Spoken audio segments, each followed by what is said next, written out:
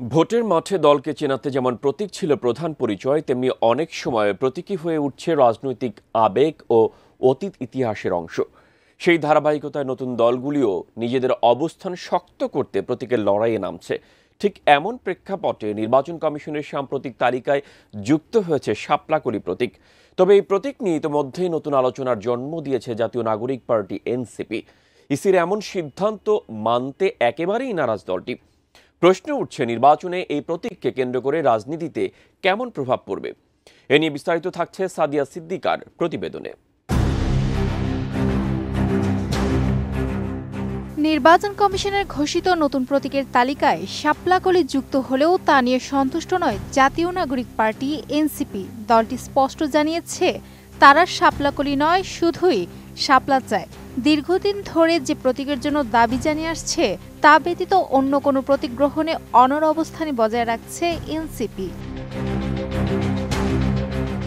আমি বুঝি নির্মাণের শিল্প, সালাম স্টিল বোঝে ডিউরেবিলিটি। সালাম স্টিল, মোস্ট ডিউরেবল স্টিল। বৃহস্পতিবার দুপুরে ইসির প্রতীকের তালিকায় শাপলাকলি যুক্ত হওয়ার প্রজ্ঞাপন জারি হলে বিষয়টি ঘিরে রাজনৈতিক অঙ্গনে তাৎক্ষণিক আলোচনা শুরু হয়।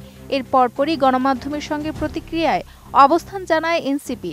দলটির কেন্দ্রীয় যুগ্ম সদস্য সচিব অ্যাডভোকেট জহিরুল ইসলাম মুসা বলেন, আমরা শাপলাকলি নয়, শাপলার প্রতীক চাই। ইসি আগে জানিয়েছিল শাপলা অন্তর্ভুক্ত করা যাবে না, কিন্তু এখন যখন শাপলাকলি যুক্ত হলো, তখন চাইলে তারা শাপলাও অন্তর্ভুক্ত করতে পারে। আমরা কলি নয়, শাপলা ছাড়া অন্য কোনো বিকল্প বিবেচনা করছি না।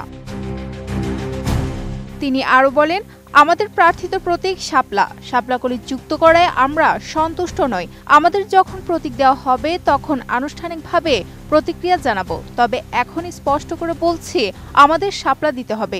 ইসির প্রজ্ঞাপনে বলা হয়েছে, 1972 সালের সংবিধানে অনুচ্ছেদ 94 অনুযায়ী প্রদত্ত ক্ষমতা বলে নির্বাচন পরিচালনা বিধিমালা 2008-এর সংশোধিত অংশে শাপলাকলির প্রতীক যুক্ত করা হয়েছে। প্রজ্ঞাপন স্বাক্ষর করেন ইসির সিনিয়র সচিব আক্তার আহমেদ।